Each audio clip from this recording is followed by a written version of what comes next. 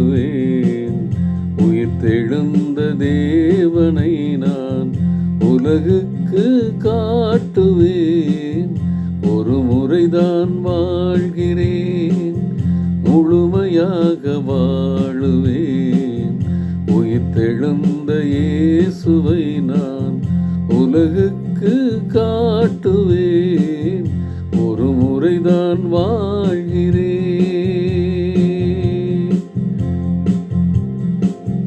அற்பகால ஜீவியத்தை வெகுமதியாய் பெற்று கொண்டேன். அலட்சியமாய் செலவு செய்ய அனுமதிதான் எனக்கு இல்லை. ஒரு முறைதான் வாழ்கிறேன், முழுமையாக வாழுவேன். உயிர்த்தெழுந்த இயேசுவை நான் உலகுக்கு காட்டுவேன். ஒரு முறைதான் வாழ்கிறேன். இயேசுவிலே கண் பதித்து பொறுப்போடு முன்னடப்பேன். இதயமதில் ஆராதித்து பூரிப்போடு வாழ்ந்திடுவேன். ஒரு முறைதான் வாழ்கிறேன், முழுமையாக வாழுவேன். உயிர்த்தெழுந்த இயேசுவை நான் உலகுக்கு காட்டுவேன். ஒரு முறைதான் வாழ்கிறேன். டியர் ஃப்ரெண்ட்ஸ், அன்பின் வாழ்த்துக்கள்.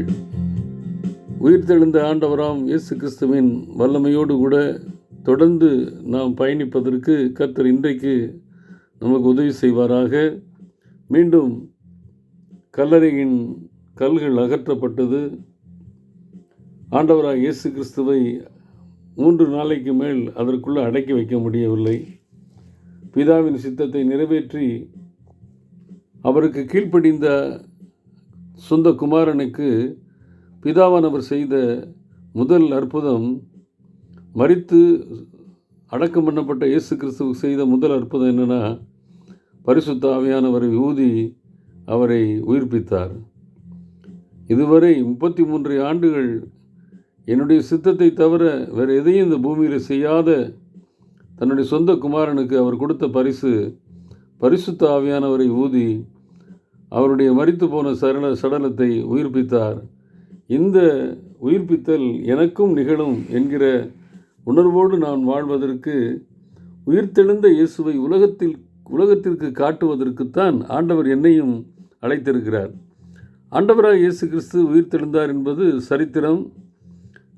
அந்த சரித்திரத்தை நினைவு கூறுகிற இந்த நாளிலே நான் உயிரோடு எழுந்திருக்கிறேனா? பாவத்துக்கு மரித்து ஆண்டவராக இயேசு கிறிஸ்துவோடு அடக்கம் பண்ணப்பட்டு நீதிக்கு பொருத்தமாக நான் உயிரோடு எழுந்திருக்கிறேனா? அதுதான் சிந்திக்க வேண்டும். இயேசு கிறிஸ்து உயிர்த்தெழுந்தார் என்பதில் சந்தேகமே இல்லை. அந்த நம்பிக்கையிலே நாம் குறைவில்லாமல் வாழ வேண்டும். அதில் ஒன்றும் பிரச்சனை இல்லை. பிரச்சனை எங்கன்னா, உயிர்த்தெழுந்தார் இயேசு கிறிஸ்துன்னு சொல்லி பாடுகிற நான், பேசுகிற நான் உண்மையிலேயே ஆன்மீக வாழ்க்கையில் உயிரோடு இருக்கிறேனா, இல்லை மறித்திருக்கிறேன் என்பதை சிந்தித்து பார்க்க வேண்டும். அப்போ நான் உயிர்ப்பிக்கப்படுவதற்கு என்ன பண்ண வேண்டும் என்றால், ஆண்டவரிடத்தில் உள்ள ஆண்டவரை தரிசிக்க வேண்டும், அவருடைய வார்த்தைக்கு கீழ்ப்படிய வேண்டும்.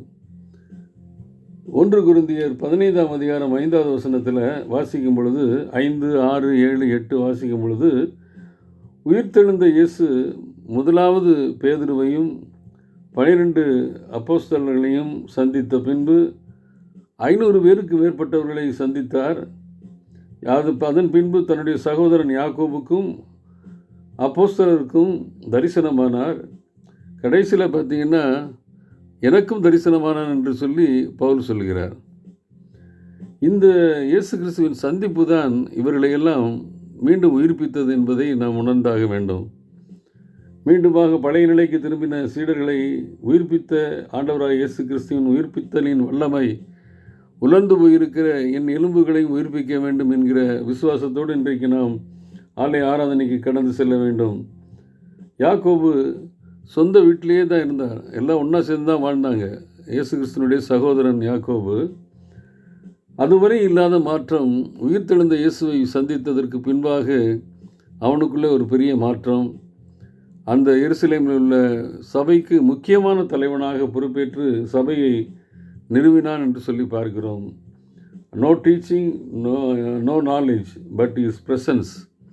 ஆண்டவர் தரிசனமாகும் பொழுது எனக்குள்ளே அந்த உயிர்ப்பித்தலின் வல்லமை இறங்குகிறது என்பதை பார்க்கிறோம். அப்போ இன்றைக்கி எல்லோரும் எத்தனையோ பிரசங்கத்தை கேட்குறோம், எத்தனையோ ஆண்டவரை குறித்த ஞானம் இருக்கிறது, அதெல்லாம் பிரயோஜனம் இல்லை.